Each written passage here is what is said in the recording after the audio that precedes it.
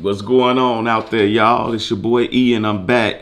I wanted to come to y'all today and talk to y'all about something that I don't think a lot of people really have taken into account in the bully game. So because they don't know it, it's caused a derogatory effect on the bully game, in my opinion, just by looking at the dogs that are out now and the productions that a lot of people are coming up with.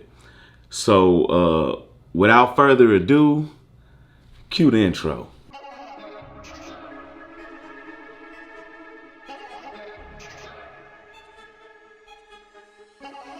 Fattline Bulls.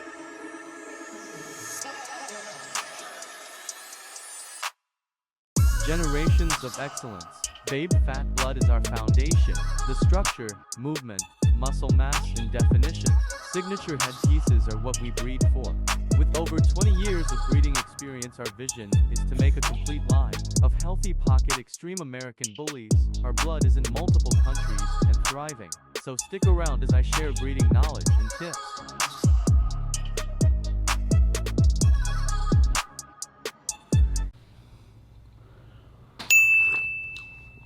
And we're back. All right, I wanted to talk to you guys about something called the popular stud syndrome. I'm going to read to you from, I Googled it just to get a brief definition of it to better explain to you guys instead of putting it in my own words. But I'm going to ad-lib at points just to make it more attainable for everyone.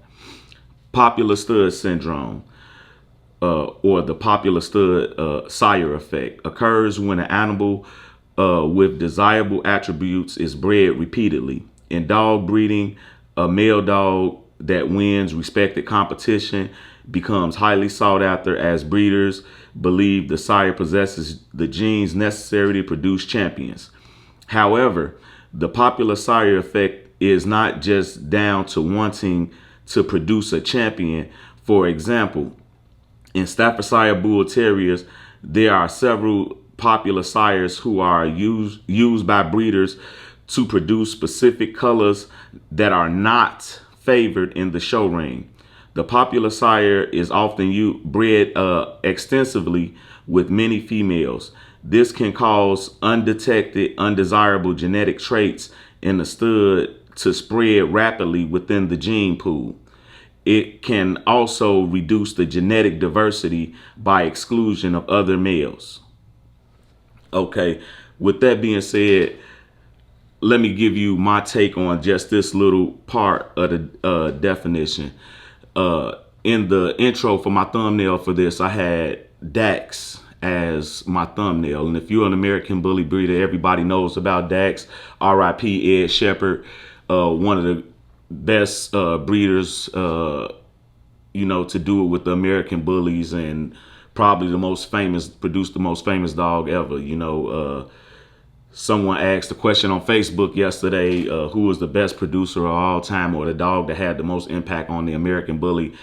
In my opinion, it would have to be Dax, because especially as opposed to anything that has his lineage in it, because if it wasn't for him, they wouldn't be here. So I can't see that you having more effect on the bully game, because that dog wouldn't even be here if it wasn't for Dax and his popularity.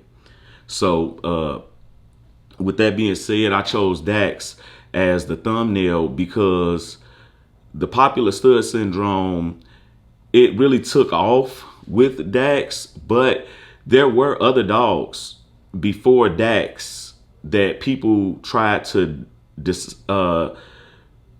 make a whole line off of. We can go back to a dog like Remy, who was owned by Fabian Chichester. Remy Line's motto was one dog, one line. So you would get dogs with the Remy line that's 8 times Remy, 10 times Remy. Like when Remy Line was really trying to flourish, when they were really trying to push their breeding forward. But they strangled their own line, in my opinion, because of the way that they were breeding the dogs. The the American Bully, in my opinion, is still in its infancy. So by just trying to base something off of one dog, especially with Remy was hot because he was not too far off of the pit bulls, you know what I'm saying, or the Staffordshire Terriers that were used to make the American Bully. So he was a hot dog. And anybody who had Remy blood knows that Remy blood stayed hot. Like, you had them dogs would go. They would fight. You know, they would bite something. You know, so and by them just basing everything off of this one dog because he became popular and everybody was breeding to him and making stuff that's 8 and 10 times Remy and all that, it killed the look that they were that they were trying to preserve and shoot for. You know, genetically, that's not capable of holding up with a breed, especially with the dogs being in the infancy like this. The dogs, look how the dogs have evolved from that time to now. So it's important to see that, in my opinion, Remy line, as far as the breeding part of it, I mean, I'm pretty sure it made people money, and you know, it was, like I said, it was a lifestyle and all that. I'm not trying to disrespect or throw no shade to a Remy line, but I believe that the way that the dogs were bred, just tightening up, just steadily breeding off of him, inbreeding, the heavy line breeding, it caused a lot of issues, and the dogs fell off the map. So also we had Samurai Paco. Samurai Paco was heavily bred. That blood, I can't say that it was bred as tight as Remy blood was, but he was a popular sire and a lot of people used him, you know, but it didn't really bottleneck like that at the time because it was still a lot of diversity at that time. Actually, when Paco was going, it was probably, I'm gonna say 80 to 20% like Edge as opposed to like Gotti line or Gray line breeders. So Edge really had a stranglehold on the game at that time until Dax came about. And when Dax came about, everybody wanted that look. They wanted the more bone. They wanted more head. They wanted the more defined head piece, the big underjaw, the cheeks. You know, Dax was not a perfect dog by any means. He had his flaws. I mean, he was a little long. I mean, he was long. He had a high rear, but muscle definition, the head shape, the muscle mass, it was something that was different. It was evolution, you know, and he helped to push us to where we are now. But we're talking about the popular stud syndrome. So with that being said, we can look at all of Dak's top sons, whether it be Boss, Phenom, Dallas, Atlas, Lucky Luciano, Magoo. Dax has a bunch of different offspring that us breeders out here, Louis V, have built programs off of and built them up. So what a lot of breeders now are not understanding is whether you're running Magoo blood, whether you're running Louis V, whether you're running Boss, whether you're running Phenom, Dallas, it's all off of Dax. All off of a dog that was nice but had his issues, you know. So when people say, oh, I'm outcrossing my Boss stuff with some Phenom stuff, that's not a true outcross because it all started and based upon Dax. So now you can start seeing how the bottlenecking is happening, and by everything coming from this tree, that which is Dax, because right now, I mean, there's very, very few programs out here that have dogs that have no Dax in them. Very few. I know of a few, you know, that's been breeding their stuff for a while and have some very nice dogs that would, you know, be an attribute to a lot of people because, like I say, the bottlenecking has happened. Now, from Dax, you got to think one of his best sons, Boss, right? Chocolate Tri Boss. Shout out to Cloud Yang for producing that boy. Eminent Bullies over there. Loved that dog. Ever since I first saw that video, loved them. The short, the compact, Chocolate Tried. Just he was my style of dog. I man put it together and I bought me a Boss Son. So I really like that dog. Now from Boss we could get Rocco. We also got Hugo Boss.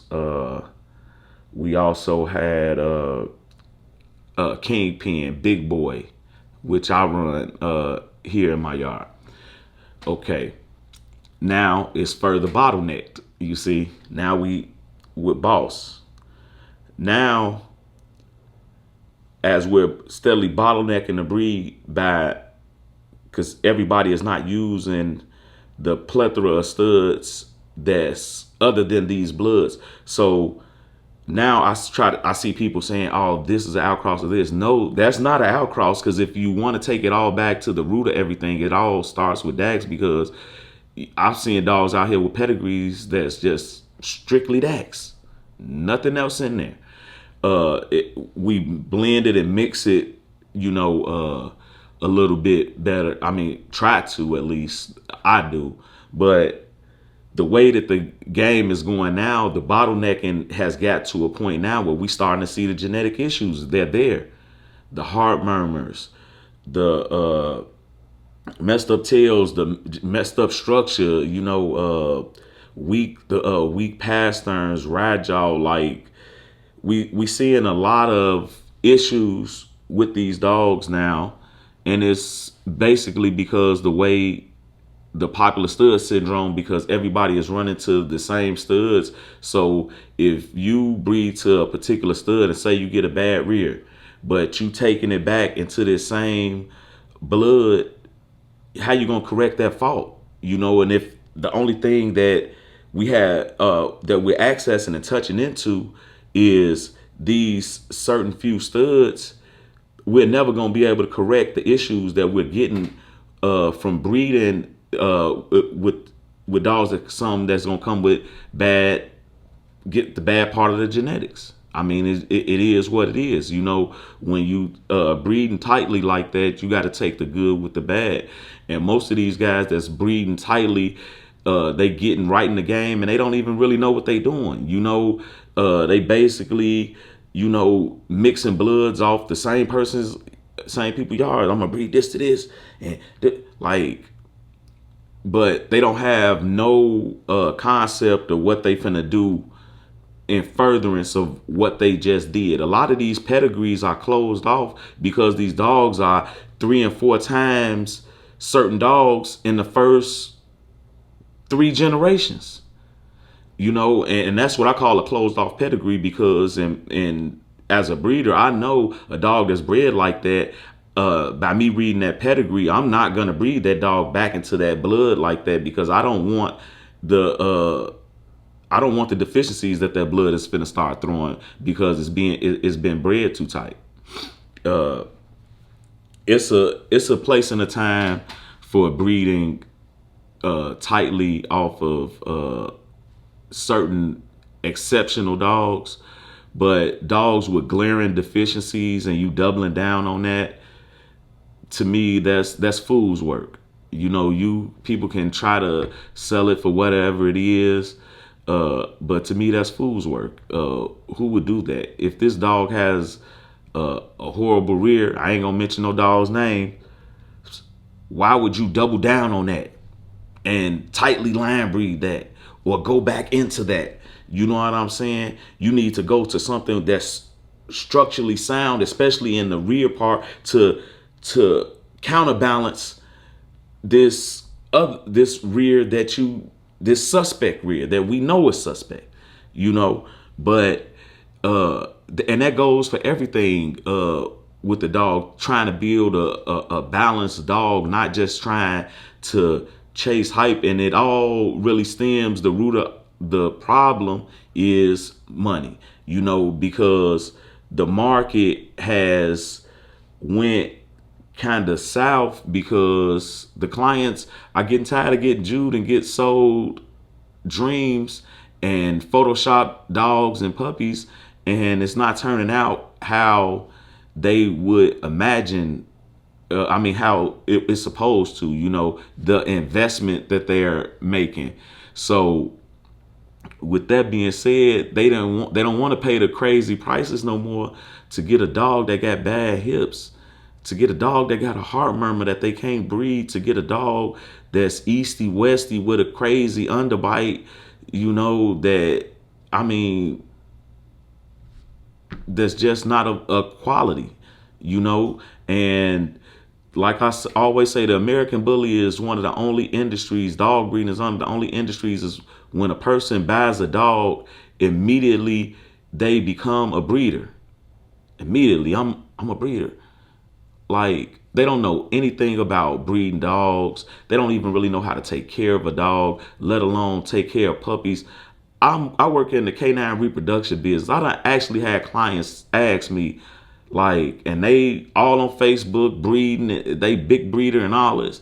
Hey, so when she had the puppies, like, she just have them, the puppies just start sucking on her automatically. I'm like, what? I'm like, nah, bro, you gonna have to get in there and so I gotta touch the puppies and put them on her and switch. Yeah.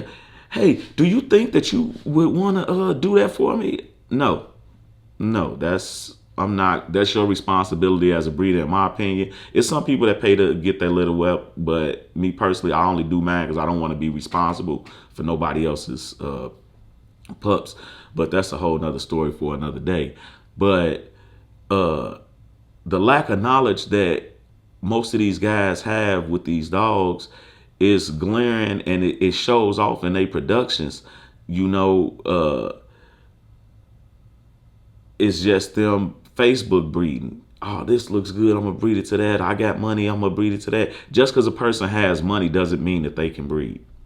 One of the truest things I ever heard Bashar said was that people assume because he has the only reason he's as good a breeder as he is because he has money and has the means to breed to any dog that he wants. And he says that's not true. He says a lot of fools out here with money who can't produce nothing. And that's true. It's a lot of people out here with big bags and can buy whatever and can breed to whatever and still can't produce shit because they don't have an eye for the dogs, or they don't have the knowledge or put in the work to really understand breeding and pedigrees and how to put things together to get the desired look that you're looking for. So back to the popular popular stutter syndrome. Says an important issue breeding is the popular stud syndromes. When a popular stud is used extensively for breeding, spreading genes quickly throughout the gene pool. When only a certain amount of studs are getting used and everybody is taking those offspring and breeding together, we're further just bottlenecking our genetics. And that's putting us in a position right now where, especially with people who don't have the knowledge of pedigrees or really know what the root of all this is that we're getting so many issues that is sickening. You know what I'm saying? Like, I've bred my dogs a lot looser over here for that cause, because I want to be able to tighten up on my blood myself, because I know the dogs that I'm gonna be doubling down on their genetics because they live here under my roof. I know how their health is. I know how their structure is. I know how their movement is. I know their athleticism. I know their strong points. I know their weak points. So with that being said, those are the dogs that I'm gonna use to tighten up with my stuff on, so everybody has to make a choice to breed your dogs properly right now, breeding to popular studs sells. That's how people selling puppies, especially newer breeders who get in the game. They don't have a name, so basically they're gonna use the name, off of the stud that they're using, bred to a female that they bought, probably off of a strong camp, and use that to push to try to sell their pups. But you got to think as well, though, these people who are doing this, they're not well versed in raising dogs, like looking at the growth patterns and what's the growth rate of these of this blood. When does it pop? Just it's just a lot of different things that they're not versed to. That's only you only get as a breeder by experience. Being a breeder is trial by fire. So with that being said, those when things go wrong in situations like that, it makes buyers not want to buy into it, and it's just a circular, a never-ending pattern, because unless people start acquiring the knowledge and start breeding the dogs properly, they're gonna get these issues. And if they don't know to check for these issues, because they're not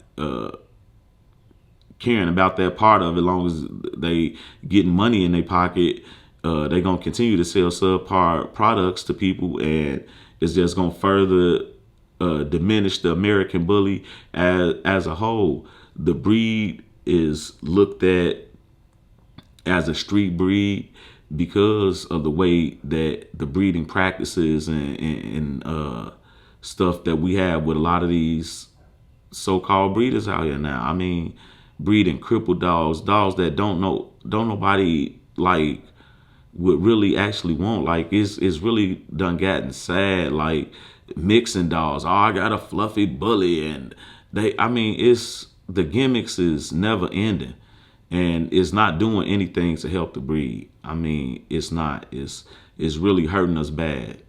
And with the popular stud, I mean, everybody has their own vision. If you like this stud, I'm not speaking against you breeding the stud, but have a plan behind it.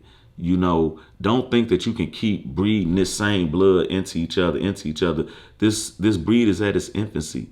You know, you don't need to close your pedigrees off like that right now. And to those who don't understand what I'm saying about closing your pedigree off, learn how to read a pedigree. I mean, I might do an episode on that, breaking down how to read a pedigree and looking at the different, when I look at pedigrees, I try to look at what a particular breeding was done for, what they were trying to accomplish with the two dogs that were bred together. Bullypedia and Bullydex and all of these online pedigree services are a great tool now, because before we had this tool. Like when I bred game dogs and Rottweilers and Shepherds, we didn't have a tool like that. Like you read pedigrees just off of names, and you had to know those names and know those dogs, or knew people who knew those dogs and make calls so you could get, you know, the skinny on the dog, or a picture of the dog to see how the dog actually looked. Or if the dog was close to you, you'd be able to go see the dog or whatever. But now we have the online pedigree, so we can look at each particular dog, hopefully if they got in a pedigree, and, you know, read the pedigree and see how it goes together with what with the goal that you're trying to achieve.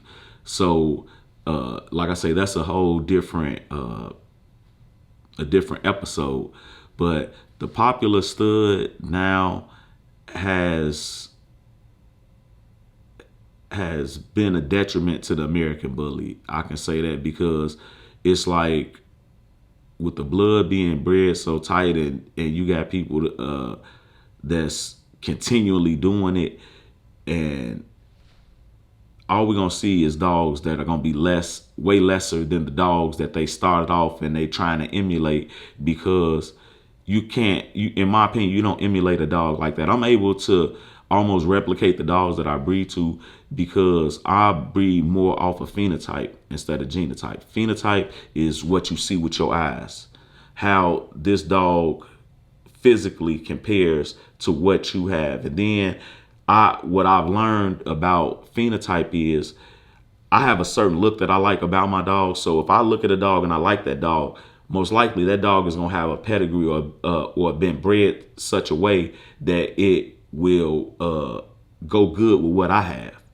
You know, because the phenotypes of the dogs are alike, the look of the dogs are alike. So genetically, the way that this dog is bred is probably going to be bred the way that my dogs are bred, or even if it's bred tighter than my dogs are bred, that's cool, because now I could bring that in, and now I know how I want to work it within my own program.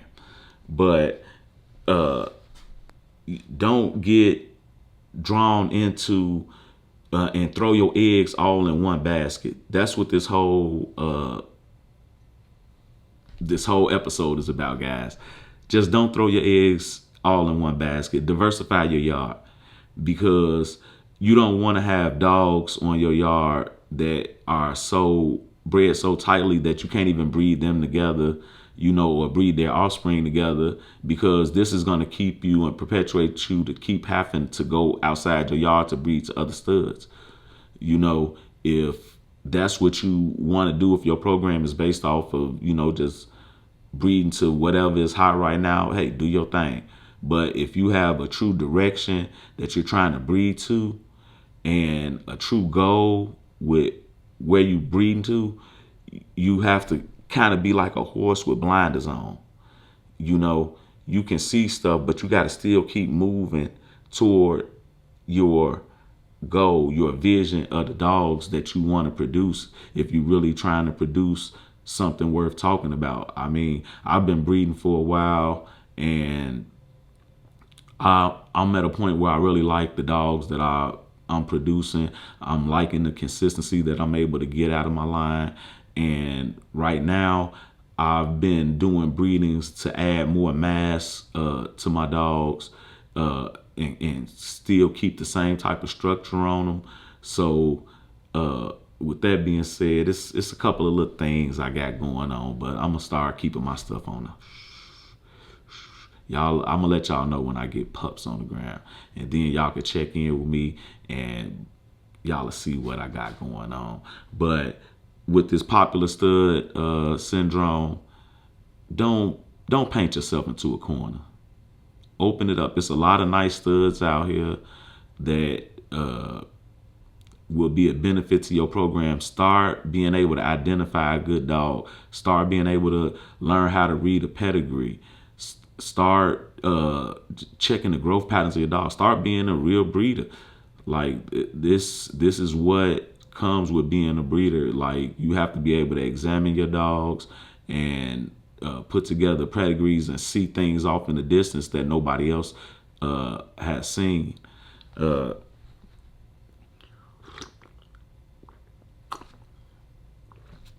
second there.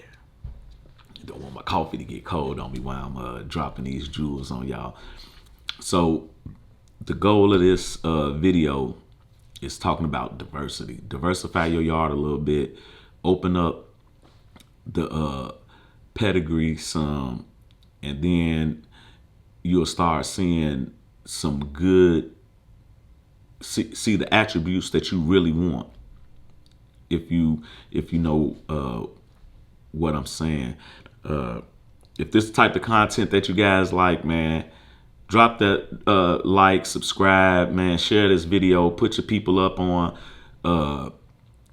me, because I'm gonna start trying to just come and drop it like this. I got some other plans that I got for the channel as well, just bringing knowledge and showing you guys what it's like to be a breeder, and helping you to really put together a solid program. So like I said, like, subscribe, run them likes up, man. Hit that like button, man. Shit, I'm dropping it. Come on, hit the like button, subscribe. Once I get to enough views, I'll be able to go live. I can go live. Y'all could ask me questions. I can answer the questions on live. And to one of my subscribers, I haven't forgot. I saw the comment. You want me to make another video on TCIs and go more in depth. I'll be doing that. I think I got some scheduled at the shop this week, if not next week. But I want to, get all my cameras and stuff set up so I can give you a real in-depth look there and explain from A to Z what's going on with that style of breeding. So I'm gonna try to get that video out. Drop another one of them, just kind of like a little update of the TCI video I already dropped. So go check that out. So I'm finna get up out of here, guys. Hit that like, hit that subscribe, man. Comment down below any videos, topics that y'all might want, any questions that y'all got. Just comment down below. Talk to me. I'll talk back. Straight up. No more talk.